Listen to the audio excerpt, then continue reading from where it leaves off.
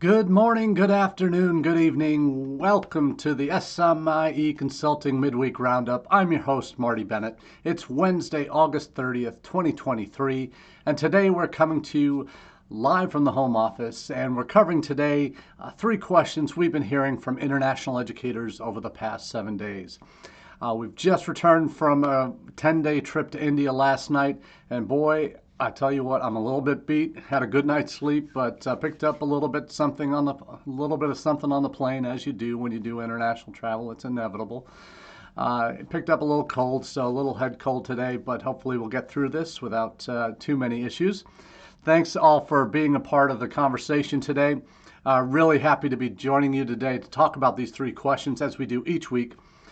For those of you that are a bit new to the Roundup, we take our questions that we ask here on the Roundup each week from our newsletter, all the SMIE news fit to share. And that newsletter comes out on Monday mornings at about 9 a.m. Eastern. If you subscribe to the email version of that, you can do so at our website, smieconsulting.org/subscribe. You can go down to the newsletter piece, enter your email details, and we'll get you added to that subscription list.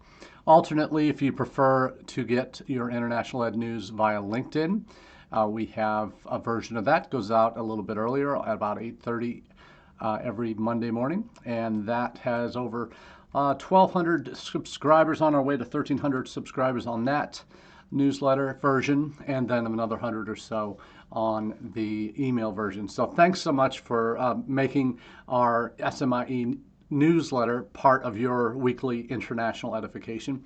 As we do, it takes a good amount of work to collate the news stories each week and put that together for you, but it is a labor of love for me.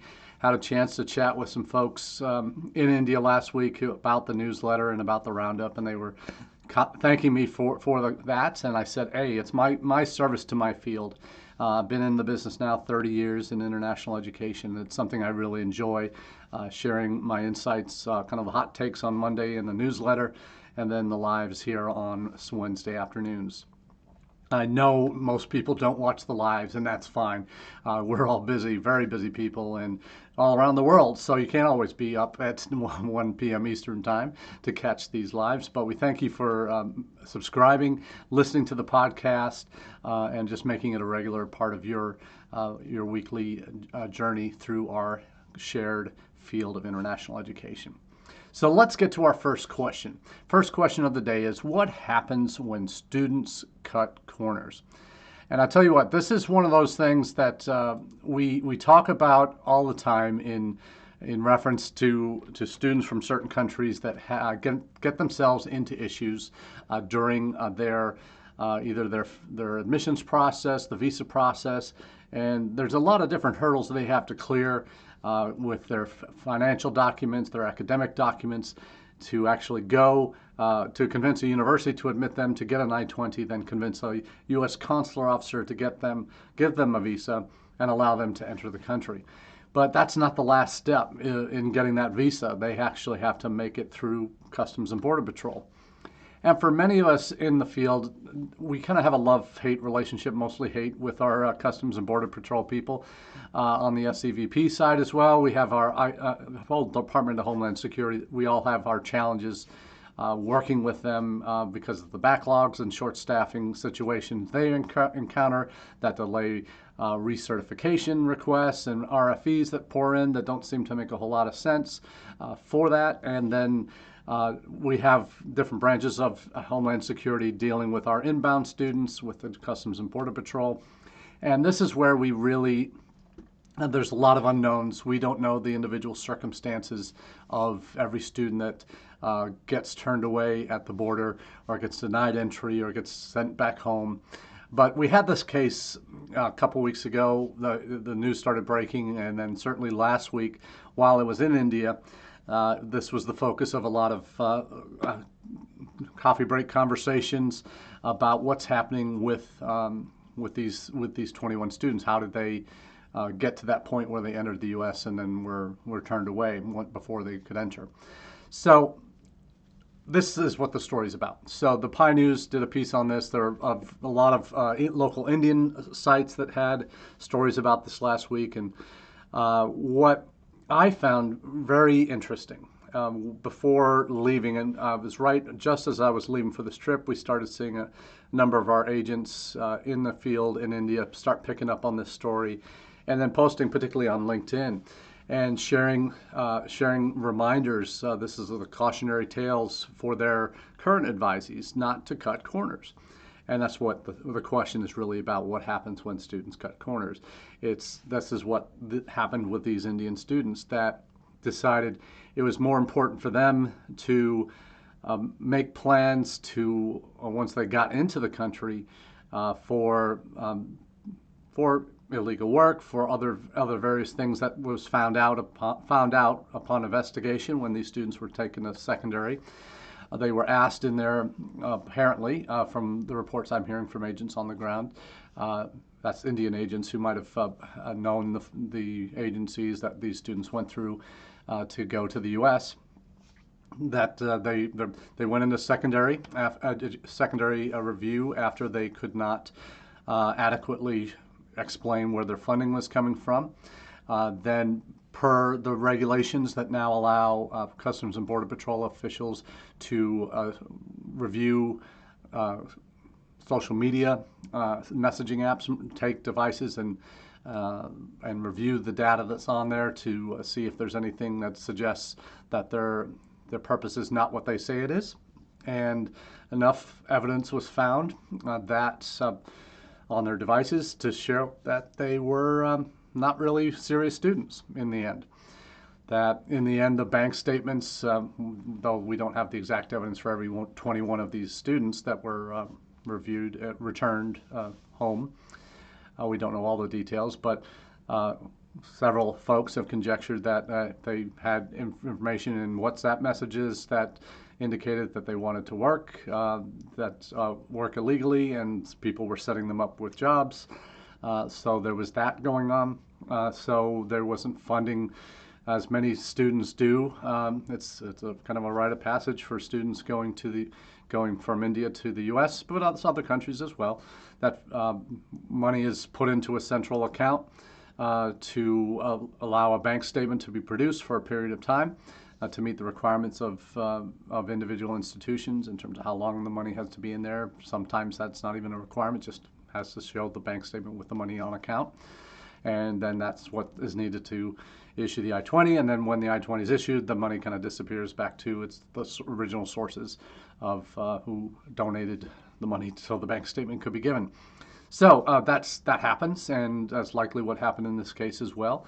That it puts students in a situation when, if they never really had the money that they said they were going to have, they arrive in the country and their plan to solve their financial issues, that they knew they didn't have the money to pay for all their expenses, particularly their tuition, they would work off campus illegally.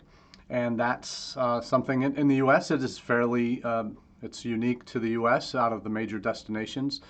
Canada, UK, Australia, New Zealand, all allow students to work off campus. Doesn't even have to be directly related to their field, but they can work off campus. Other countries we saw during the pandemic, Canada, Australia, allowed students to work more than the maximum number of hours per week, which had been 20. So that's universal, seems to be, in terms of maximum number of hours, but the ability to work off campus is restricted in the U.S. until students are able to do that, usually through curricular practical training, usually after a year of academic year of study. They have the ability to apply for practical training, and then if it's approved, work off campus in their field of study, but in very limited terms. In other destination markets, that's not the case. So those students that come here, they don't have a lot of choice coming to the United States if they're going to campuses that don't have a lot of funding, don't have assistantships typically for first-year students. Then the choices are fairly limited in terms of how they're going to actually pay for their education. And students tend to find those outlets and opportunities to earn maximum money, more than they would earn on campus, and potentially more than the 20 hours a week that they wouldn't been able to work on campus anyway. So that's the real challenge that many of these students face. And having been on the international student scholar side in terms of being responsible for for verifying that these students are in status, maintaining their status throughout their stay. When you end up seeing some of those same students who pleaded poverty immediately after arriving on campus, and then end up seeing them in stores and restaurants that working illegally, what are you supposed to do? And that's something that most international offices and their staff have to deal with, because they live and work in the areas that these students are also living.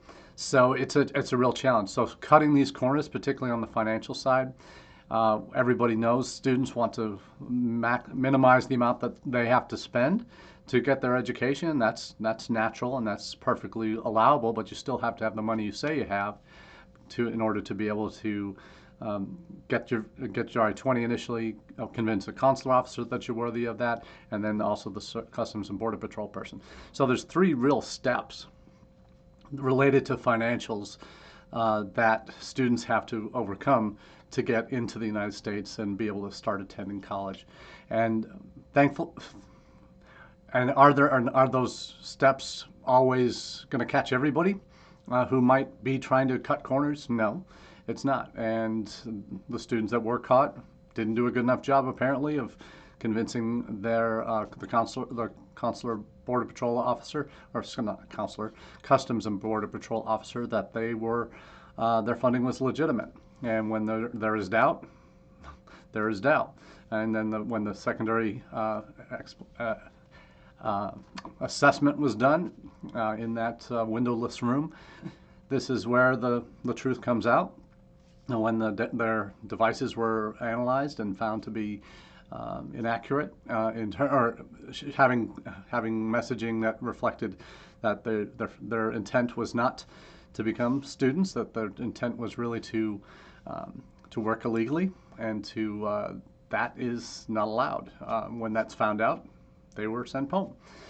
So I think it's the cautionary tale piece that a number of our agents that we're working with who sent messages after the news had broken in India, they're sending messages out on LinkedIn to their students and to all students that might be following them that, hey, don't go, don't even think about going until your funding is guaranteed, until you know you have the funds to pay for your education. And this is not a unique situation to the United States. It's unique in that students are limited once they come to working on campus for that first year, if they're not enrolled in a curricular practical training program that allows that. But that's in terms of allowing them to work off campus in their field of study. But for most students, in other countries as well, we saw it back when the Pi Live Australia had their student panel, that students were complaining that, hey, we should be able to make a living wage. And I go, well, you're students. You're not workers necessarily. That's not your main purpose of being in country. You actually said when you first entered the country, you had to document you had the funding to pay for your studies, and now you're coming and you can't do that. So it's a similar story, not unique to the U.S., but in Australia they're having these issues too. That they should deserve to be able to work enough to pay their bills. And in an ideal world, maybe that would be the case, but the rules and regulations don't allow that now, not only in the United States, but in other countries as well, to be able to work enough hours to be able to pay for your education. That's just not the way the systems are set up in any country, really. So, of the major destinations. So, in terms of cutting corners, we don't want that. We don't want, no institution wants to be admitting and enrolling students that are not able to pay their bills. Obviously, there are occasions when tragedy strikes a family with their sponsors, family, a father, grandfather, whatever, who's had been paying the bills, suddenly dies. That happens. It always. We have. I've known dozens of cases like that over the years. You have situations when currencies just tank and economies collapse, and as a result, the funding that students have to pay their bills gets severely compromised. You have wars that break out that affect families' abilities to get money out to pay bills. So there's all sorts of very rational reasons why funding issues come into play after students enroll. But this case here with these 21 Indian students is clearly the former. It's the kinds of subterfuge that goes on, probably more than we know, in terms of being able to get through those three gatekeepers: the individual institutions that verify funding before they issue the I-20, the consular officer at the embassy or consulate that reviews before they can issue the visa, and then the Customs Border Patrol officer that has the final say on whether that student can enter into the United States. Most of us on the immigration side, international student side, don't really wish that person didn't have that much power, but the reality is every student coming in, every person that comes through across the borders, there are standards that they all must meet, and for students there's a certain set of standards that these Border Patrol officers are tasked with preventing non-legitimate actors entering the United States, or students in this case entering the United States. So they have a very tough job, and they work some very odd hours. They work long hours, like many of us do these days, but they're not perfect people. We're not perfect people, and no one is. But those are the challenges that students must face, is that in terms of being honest, being upfront, being able to make your case as you had done earlier with the visa officer, and submitting your documents to your university. So all of those steps, by the time you get to a Customs Border Patrol agent, you should have that process down and should be able to argue effectively that you have all the money that you say you have, and here are the legitimate sources. All of that should be well documented, and students should not have issues convincing a Customs Border Patrol if it's legit. If it's not legit, then there are tells that you'll probably get found out. So don't cut corners, and that's in the bottom line. That's the advice. So in all areas of life, I think cutting corners rarely leads to very positive outcomes, and on a consistent basis. And there's ethical considerations in here too, in terms of the students' willingness to subvert the rules and to and do things that they're not allowed to do. And again, this is all conjecture. There's hearsay and all these other evidence pieces that we never know the individual stories of these students. Every time and this is the time of year where there usually are maybe a series of these happening as students come into the country and are denied entry or put in secondary, or go through some very ominous hurdles, it seems like, or jump through some hoops that we would say, wow, I have to do that. When the reality is, yeah, they do, and when that's on the burden on those Customs and Border Patrol officers to get it right, and they don't always get it right. But we don't always get it right when we issue the documents in the first place, because that's part of our challenge too as institutions. Is we have a role to play in verifying funding, and there are a number of folks out there that have trying to crack that nut. Funds verification has been one of those. Cheryl Boychuk that I've worked with in the past on different projects. She has had that company now for a while, and India has been their kind of proving grounds for making that work, and the ways to verify funding and how long it's been in the account and all those various issues. There are some agents that won't in India that won't work with students unless they've verified their funding as well. So there's even other actors that are the experts on the ground that can help in this role. So it's a deep and messy question on funding for students to really explore in depth. But I'm sure you're having similar conversations on your campus, and I'd really be eager to have additional conversations with you as time permits in the weeks and months to come. Now, on to our second question of the day, and that is, how can the U.S. advance international student recruitment and enrollment? And this is coming, as if you hadn't guessed, from AIRC's recent recommendations to the federal government to provide a more cohesive, unified, and connected approach towards international student enrollment in the United States and recruitment in the United States. And I'm going to be sharing a couple articles with you here. One is actually the the AIRC document itself that lists the different, the two main recommendations that they're making, and then the ISIF monitor piece that picks up on that. Just a quick heads up, Karen Fisher in her Latitudes column newsletter also had the main story was about this initiative. And I think what's important in the way AIRC has gone about this, they're not trying to position themselves as the ultimate expert in the room, because they see and make clear that they're trying to add value to the other thought leaders and partner associations, organizations that have already been put rather substantive and specific recommendations to the government for what those big steps can and should be. That and in their request, or what their recommendations are, the purpose that they outline are to articulate AIRC's distinctive vision for how international student enrollment to the U.S. can grow and succeed, to complement the recommendations made by other associations and organizations, to influence the broader conversations on U.S. international education policies and the development of a national strategy, and that's a goal that we all share in the field. The government hasn't yet shared that vision in terms of what that looks like. They have their own major federal agencies doing their own thing, as we've talked about on the roundup before. Commerce now has international ed as a major component of their national export strategy.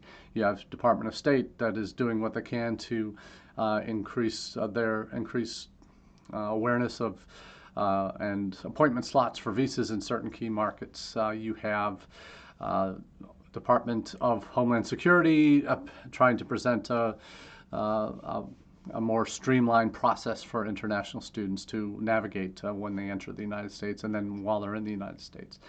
But there's no interwoven connectedness between those strategies in terms of a lead from the top, from the White House, in terms of direction for that international ed strategy.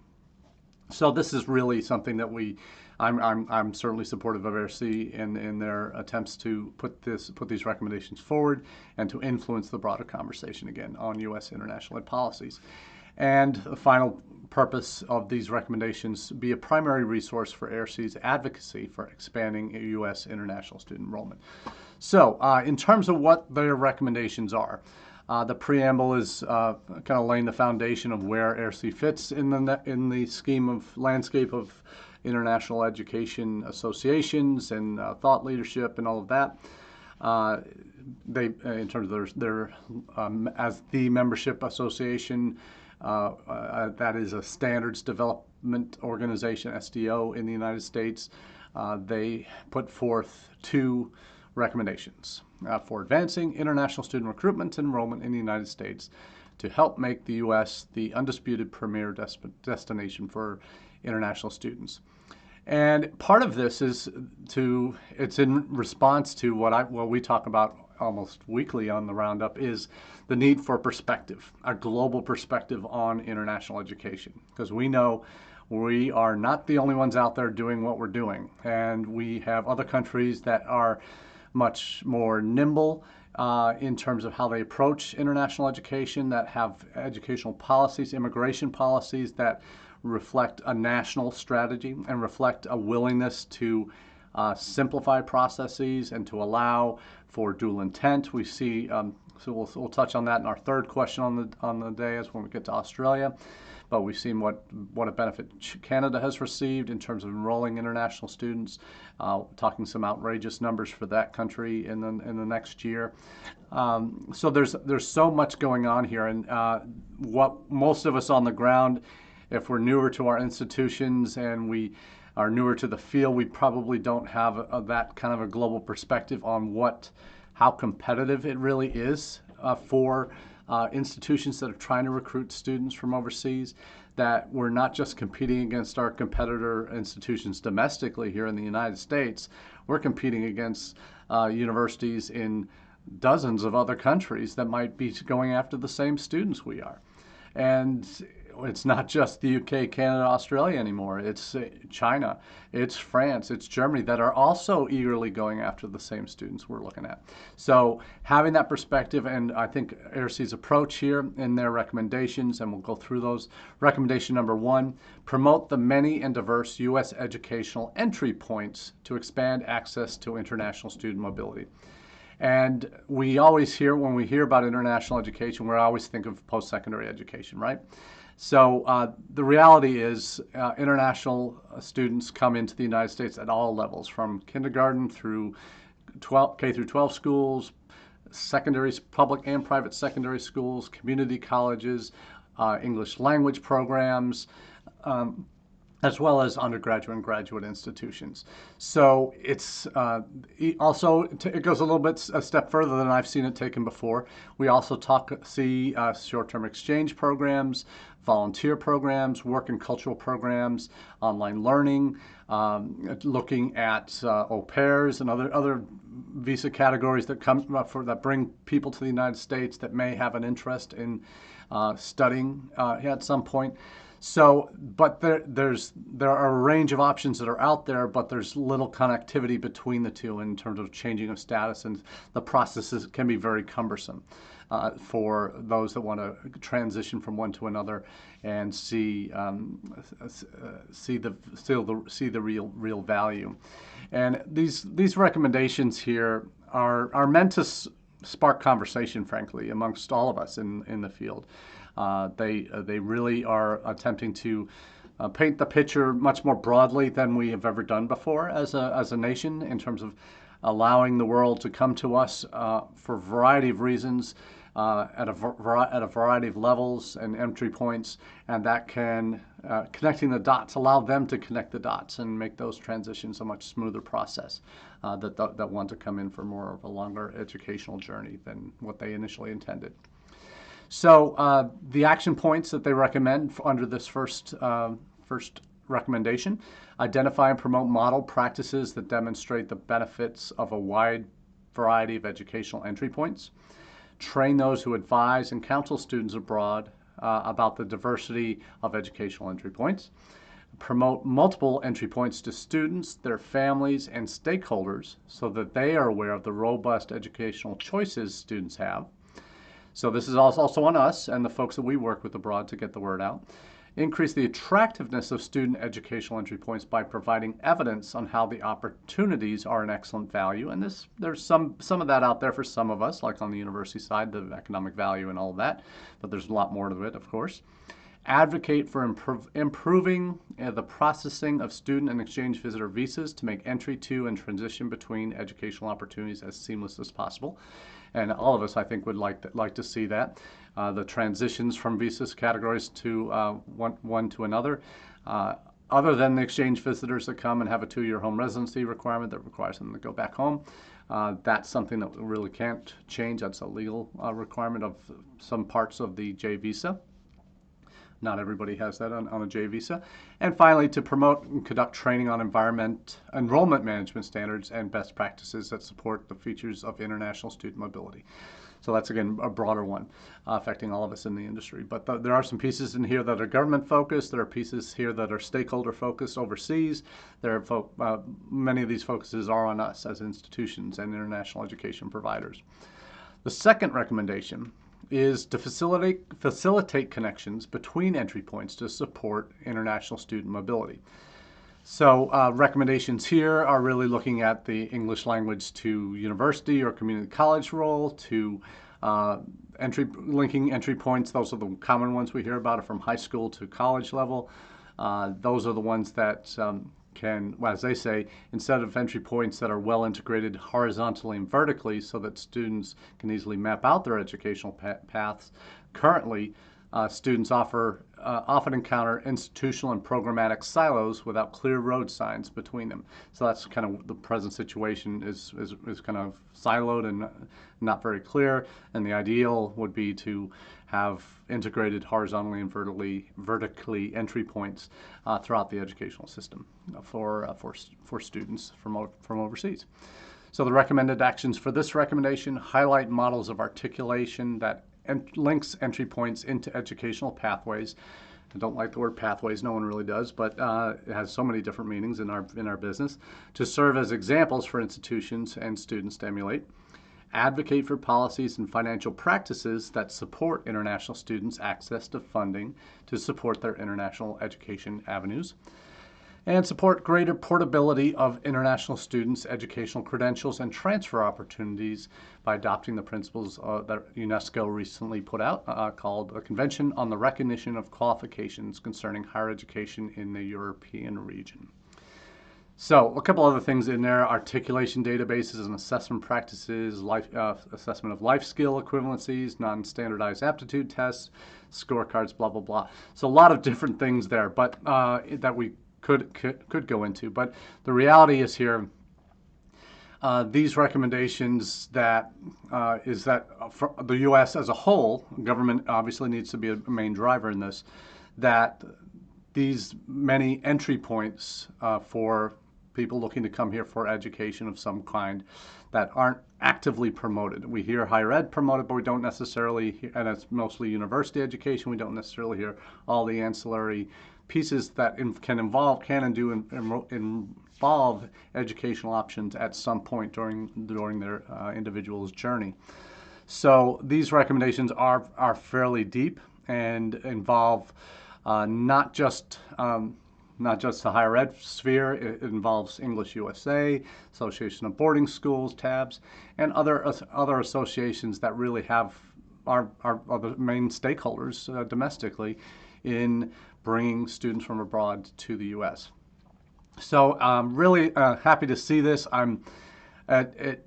Because it's not just a USG focused thing. I think there's some great value we can all take from putting together the necessary pieces on our own campuses, and how we talk about international entry points for students that want to have educational options as part of their journey to us. So all of this is to say that these recommendations are great, and I know many in the international higher ed community would endorse these wholeheartedly.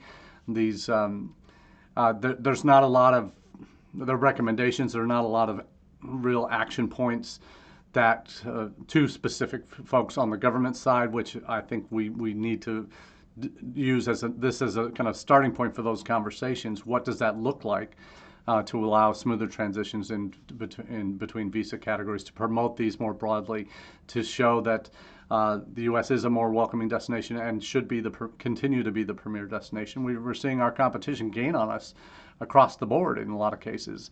And a country like Canada that has less than 1/10 of the universities and colleges that we have in the United States, they're now poised to have 900,000 international students in the next year, and that's vocational and university level study.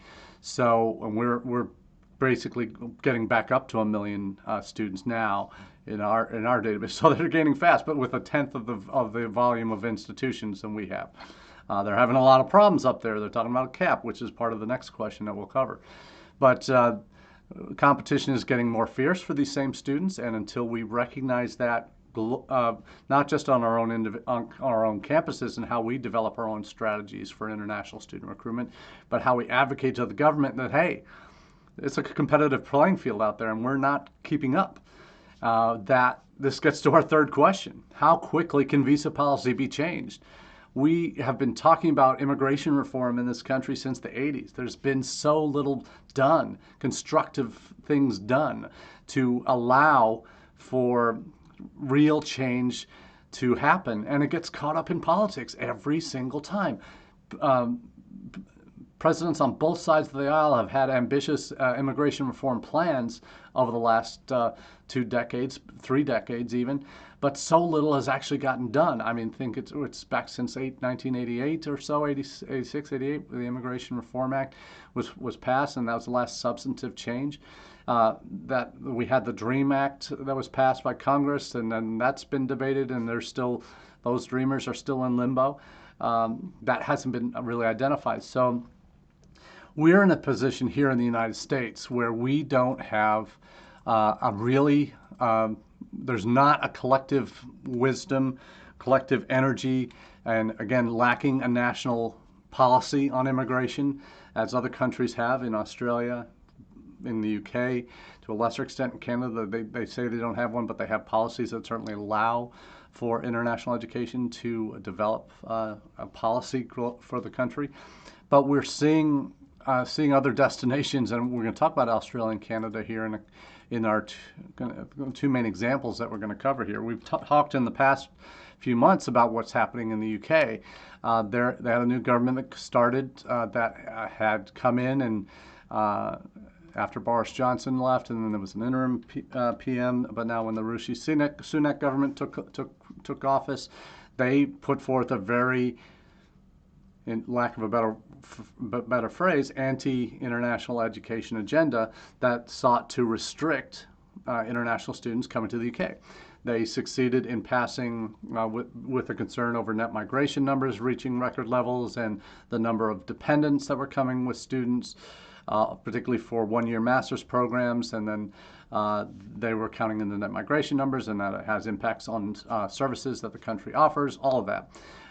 There was a very, not swift, it took a few months, but they were able to ban dependents coming from all but doctoral level programs into the UK. So that is a significant shift. We've also seen there be talks about low quality degrees, international students not being able to enroll in those. And this one has a little bit more of that particular one hasn't particularly passed. I don't think it's passed yet, but they're dealing with what constitutes a low quality degree. And this isn't necessarily the art majors and these kind of things, but low quality degrees from institutions that maybe are just trying to get international student into programs that aren't really leading to jobs and are just a revenue builder for the institution, all that. So that's been happening in the UK. So they've had a government that come in and has been able to institute substantive change that affects international student interest in that country, though they're up 23% for visas issued for the fall. So in the UK, we'll talk more about that in next week's edition, I'm sure. But the two examples I want to give you are, in addition to the UK one we just touched on, are in Australia and Canada.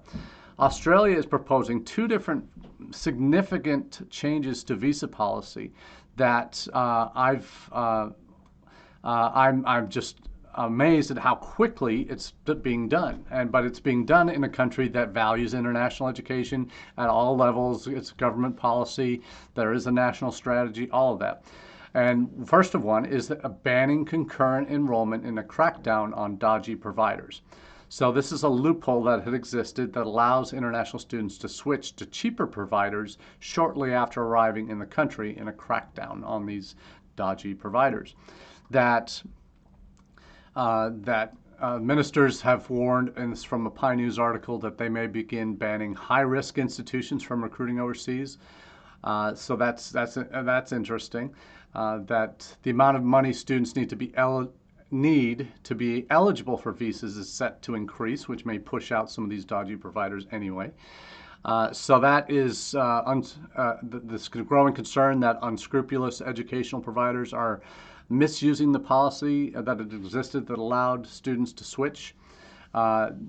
Normally, that's a 6-month policy. The policy now had normally allowed for 6 months. So this is sort of the equivalent of our transfer outs in the United States. In Australia, the policy had been allowed that students had to wait 6 months to change providers. But this loophole had allowed them to do so much more quickly than the universities that enrolled them would have allowed. So this is that increased substantially in 2023. Up to 17,000 of these concurrent enrollments compared to 10,500 in the pandemic era 2019 to 2022. So that's interesting to see. This was a change that universities have been clamoring for a while, but now they're closing that loophole, and that will prevent this from becoming exploited again. So that's great. What Australia is also doing is they may allow, and this isn't confirmed yet, but they may allow students to indicate their desire to migrate when they're in the visa application process.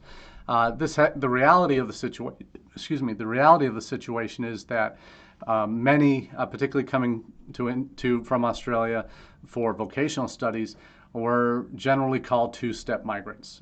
They're coming to do the quick, easy vocational degree, then that would continue on to allow them to work in Australia with intent of not going home. So this is now kind of what we would want to have for F1 students, to have dual intent, that they could could stay in the United States to work after they're finished with their studies, but because it's a non-immigrant visa category, they can't say that as part of their interview for a visa when they go to the U.S. consulate or embassy abroad.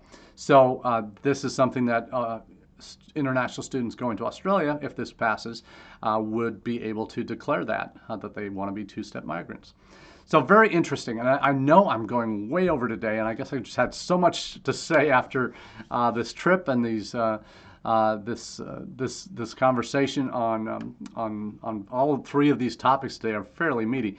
We'll touch on two things that Canada is also doing just very quickly. The links are going to be in the chat on the social pages, but you can also go back to the newsletter from Monday to get that as well, which the links are also to that are in the chat. Canada is looking to modernize student visa program with a trusted institution framework that would designate designated learning institutions. Some of them would be trusted institutions that would get expedited visa processing, and if you're not, then I guess it's normal visa processing. But who doesn't want to be in that trusted institution category? That's interesting. Probably be some heavy debate on that. And then also, Housing Minister is throwing around the possibility of a cap on international student numbers in Canada. They are at 800,000 this year, and that includes vocational and university level studies. So will that happen in Canada? That would certainly push a lot of folks off Canada as a destination. And hearing from some agents on the ground, in India, Canada's falling off a little bit in terms of interest there.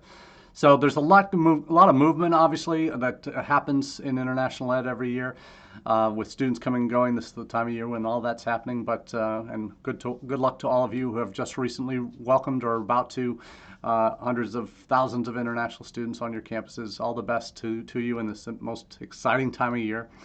We'll talk more about that in the weeks and months to come, I'm sure, about what the leading up to Open Doors in November, what travels are going to be occurring between now and then. We'll certainly be sharing what's going on with us at UNLV and where I'll be traveling in the coming weeks. But we'll talk more about that next week. Until then, we wish you all the very best and have a great day. Cheers.